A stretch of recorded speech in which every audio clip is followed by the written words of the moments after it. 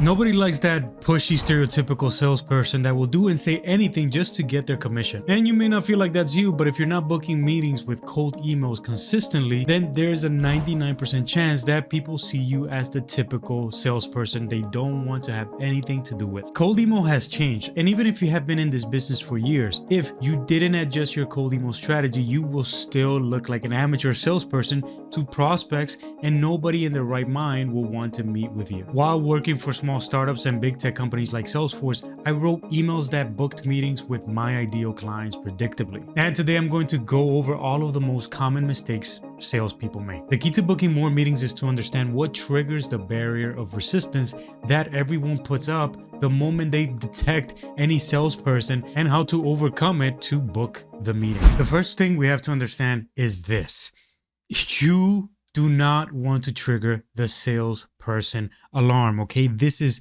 bad. This is the salesperson alarm. Just pretend this is an alarm as I work through my drawing skills. And we've all felt this to some point or some degree. Imagine this: you're walking through the mall and you're having a great day, right? And you're actually specifically looking for a gift that you want to get someone. So you walk into your favorite department store and you start looking for this gift. But you can't seem to find this specific perfume that you're looking for your mother or someone, right?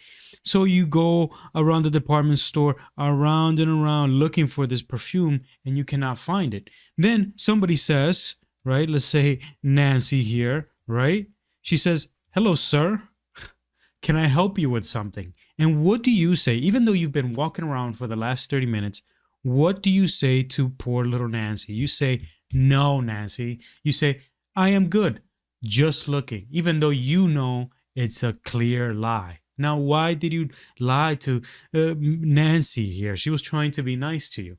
The reason why you lied is because she triggered the salesperson alarm right here. And when somebody triggers the salesperson alarm, the first response is rejection, is no, is get away from me. And unfortunately, the reality is that we've all been conditioned to react the same way. And there's a myriad of ways in which we do so, but we primarily do it because we've been conditioned to think that, you know, salespeople are, you know, trying to take advantage of us from watching movies or, I don't know, shows. They typically, you know, portray the salesperson as somebody that's manipulative, and somebody that wants to force something down your throat, right? And because this has unfortunately become the common zeitgeist in society, we have to work very, very hard so that we don't trigger the salesperson alarm, because if we start there, that makes our jobs incredibly difficult. The unfortunate thing about this, and let's go back to our example here with Nancy,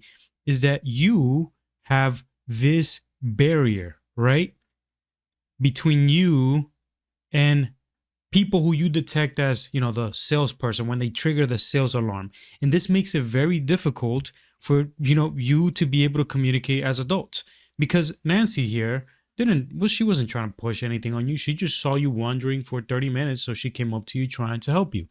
And if you would have just listened to her, you probably would have saved a lot of time, right? And a lot of energy looking for this perfume, right?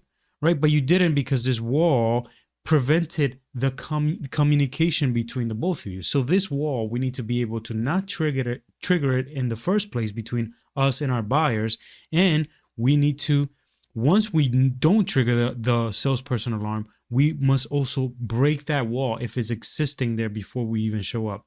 So we have our hands full, but let's cover some ground in terms of how to do this. But before we do, you have to understand how you're causing this in the first place. So let's cover what are the main ways. The first one is, the first thing you're doing is that when you're doing this in your cold outreach, and that is making things about you, about your product, about, you know, your company, automatically this starts triggering the salesperson alarm. And we have to overcome this, because the reality is that our buyers don't care about us. They don't care about our products. They don't care about our company. Only us as salespeople do. What they care about is their problems, their challenges, their desires, and what they need to do. So when we make it about us in our email, what we do, what our product is, and the amazing features of it, and all the awards that we won, we're doing the complete opposite of what they actually need us to do. which is to talk about them, not us. So in your emails, right, we have to get rid of this thing where we're making it about ourselves, because it's not about us, it's about our buyers. Instead, we have to put ourselves in the shoes of our buyers and think, okay, if I was the CEO of this company, what are the main issues that I'm struggling with, right? And you could do research on this. You could talk to previous clients that you've closed in similar positions as the people you're trying to reach out to and understand what were their pains and problems. Then we have to understand what our solutions can help with in terms of those problems. And that's what we need to include in our email. We do not need to include anything about us, our product, or our solution. That will simply get ignored. Ultimately, as humans, what we care about is ourselves, whether you like it or not. So we're all selfish to some degree, and your buyers are no exception to that. So we must use their selfishness, their humanity, right? They're not being bad people. They're just humans. We must use that to leverage that and get their attention. Now, the second way in which you are triggering the salesperson alarm is by bumping emails obnoxiously. Now, don't get me wrong. I have had my fair share of bumped emails in my entire career. And look, I've used it. And I'm not saying the occasional bump of an email, if it's a really good email, is a bad thing. But the issue is that a lot of people are bumping complete trash. If in one scenario, you really do your research, you really work on an email that is absolute gold, and you see that they didn't open it, there's nothing wrong with bumping that email if it's a really great, amazing email that you put a lot of research into. But that's not what's happening, is it? What we're really bumping is our general templates that we really just want to get some sort of attention or reply. And that's where we're bumping again, again, and again. And that raises the salesperson alarm more than anything else out there. So we've actually tested bumping emails in our personal outreach strategy here at salesman.com, and it gave us a huge false positive. You see, it drastically increased response rate, right? It drastically increased response rate, but our booking rate, what we care about the most, which is about booking meetings, was exactly the same. So this kind of gives you a little bit of insight into the strategy of bumping emails and the results that it can actually generate. At the end of the day, we're not trying to bully our prospects into responding to us and, booking a meeting with us. The right people will see your email if it's a good email, and they will be interested in jumping on a phone call with you if it's the right time, right? And if it's not, they might just block you and your email bumps are really going to spam, which in either case, you probably prevented yourself from being able to book a meeting with that person in the future when they were ready. So use these with caution, and in many cases, avoid these for the most part. Next, let's look at that just following up emails. And yeah, I personally love these. I gotten these quite myself a few times, and no, I actually don't love them. They're actually very annoying when salespeople send me those. And why? Because they are just following up, but they're not adding any value. There's nothing really to talk about. They're just annoying me. It's like I'm in the woods and I have these birds flying around my head. Following up for what? There's no specific reason. There's no rhyme or specific value that you're sharing. You're just annoying me. And I'm a salesperson too. I should be empathizing with these people, but I don't. It annoys me. So just imagine how much it annoys busy executives when you're just following up for no apparent reason. And these are especially bad because they negatively affect our buying temperature. You want to think of, buying like a temperature dial, right? And the higher the temperature, right, the more they're likely to take action. When we do follow-up emails without any purpose, any rhyme or reason, we're not sharing any value, that actually decreases the buying temperature, lowers the buying temperature, and decreases the chances of all of us actually getting those deals done. So anything that's going to negatively affect the buying temperature, get rid of it. And if you have no real value to share, any insights or strategies to push the deal forward and help them solve their problems, it's better to not send them at all. So what should we do instead? The first thing we have to do is become an authority in our space. Now picture this: if Warren Buffett reached out to you and he in the email, he got your name wrong, he spelled your company's name wrong, and he misspelled a bunch of words, you would still jump on a call with him if he asked you to. And why? Because he has a lot of authority. A lot of people know, like, and trust him, and he's respected within his field. Now, I'm not saying you have to become Warren Buffett to book a meeting. You certainly don't. But what I am saying is that if we become an authority in our space and we're viewed as an expert who's known, liked, and trust, we're more likely to book meetings way easier. And becoming an authority is also a way, right, not to sound off this red alarm, right? We actually want to get rid of the salesperson alarm, right? Salesperson, watch out, salesperson. We want to get rid of that because that's literally the jingle that's going on in many of the executives we're reaching out to if we're doing it in the wrong way. And some of the ways in which we can build authority within our email is using social proof, letting them know who we've worked for, who we've helped. And even better, if we have small lines of testimonials, even if it's just one sentence of somebody describing how we've helped them in the past, that goes a long way for social proof, number one, but also gives you a lot of authority in your emails. And if other people like them have trusted you in the past, that gives them one more reason to trust you as well. And if you're sending hyper-personalized emails manually, one person at a time, it's also great to be able to include your LinkedIn link on the email just so they can have the ability to click and see your LinkedIn profile, see perhaps the amount of connections you have or profile that you have built. Just them being able to see a face next to the name goes a long way to building that trust and that authority. Just be careful not to do this at scale. Including links when you're sending emails at scale can get you flagged and affect your delivery, so be careful with this. One more thing you could do is try to get on podcasts, right? Podcasts are incredibly powerful because anytime you see somebody on a podcast, you automatically see that person as an expert. You automatically see that person as somebody who has authority, which is what we're trying to build. And again, we build authority, we build more trust, we book more meetings. Blogs can be another tool in our tool bag to build our authority. Now, blogs, nowadays, not as much people view blogs, but it's still a powerful piece of media that you can use to build your authority in your space. And a cool ninja trick that you can start implementing is that if you have been on podcasts, if you have been on blogs, then you can literally include in your email that, without flexing too much, but you can include that in your email you've been featured in certain blogs, certain podcasts speaking about a very specific topic which is relevant to your prospects' problems and challenges that they're facing, and that builds your authority as well. Next, we have to nail the right message, the right person, and the right timing. This is huge when it comes to cold email. This is what I call the trifecta, the holy trifecta of email. When we are able to nail the right message, the right person, the right time, right? We're able to nail those three.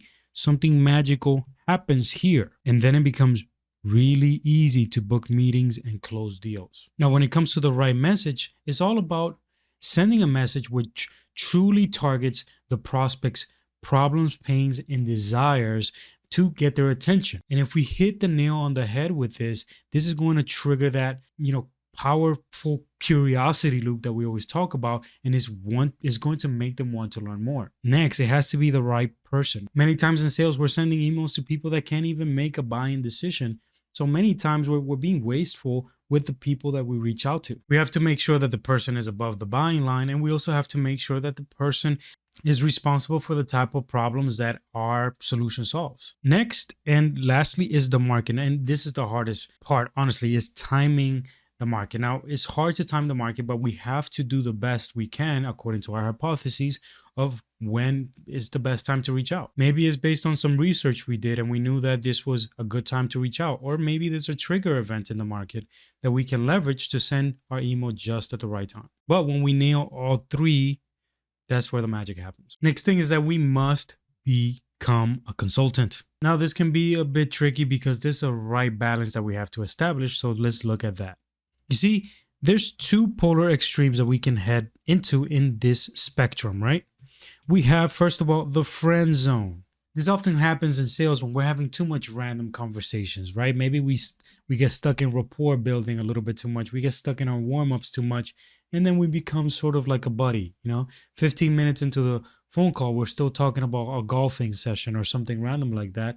And a little bit of this can be powerful, but too much of this puts you in the friend zone. And look, you don't want to be in the friend zone because that just makes you waste a lot of time. In the other spectrum, we have, right, the person that is a little bit too aggressive and that's always pitching, always pushing things forward, and that becomes too much to handle. And then you sound again, that salesperson alarm goes off, and then people just want to run away from you. Typically, when we send our cold emails and we're getting ghosted, it might be because we're probably doing too much. So we want to stay away from both extremes, and we want to focus on the right balance between the two. And we're not the friend, we're not the shark, we are the consultative, conversational person that wants to connect but also wants to solve the problems. And in our cold emails, when we're able to come across as the consultant, that's when meetings get booked. The consultant is primarily focused on the prospect's problems, right? Not our products, not our solutions, not our awards. They're primarily focused on the prospect's problems and then the prospect's desires, okay?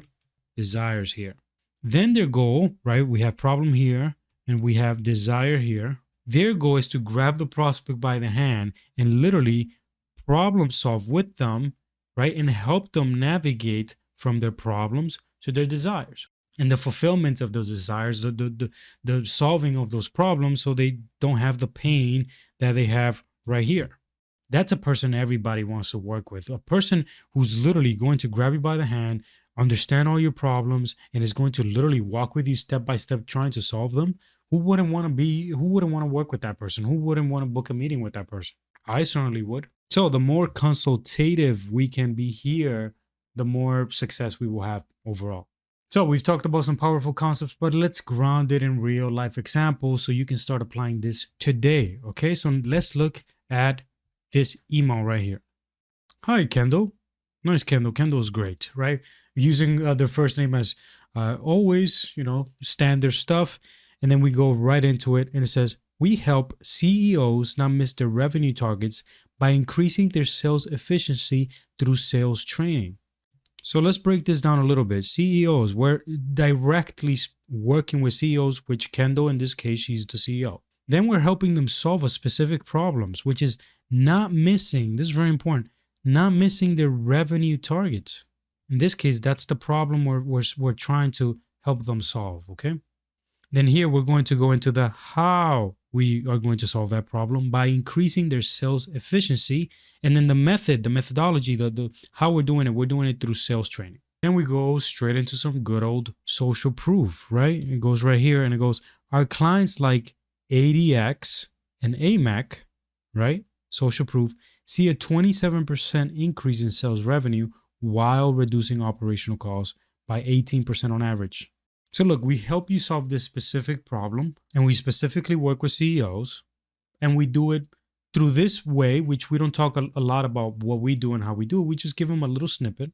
Then we go into the social proof and we give some tangible data of how we've done it. So we just don't say that we've done it. We share data. So 27% increase in sales revenue and 18% operational cost reduction on average. Then we go into a nice soft interest-based CTA here and we say interested in exploring if we can help you as well. Data shows that interest-based CTAs outside of the sales cycle tend to generate better responses. Then we end here with some gratitude and then your name and boom. Make sure you use this email literally this week. Start trying it out. Your own version of it. Of course, don't just copy and paste this. And if you apply the things that we talked about today, you will book more meetings. So I hope that was able to help you. And if you want to continue learning how to make selling simple, why not click the video on the screen right now?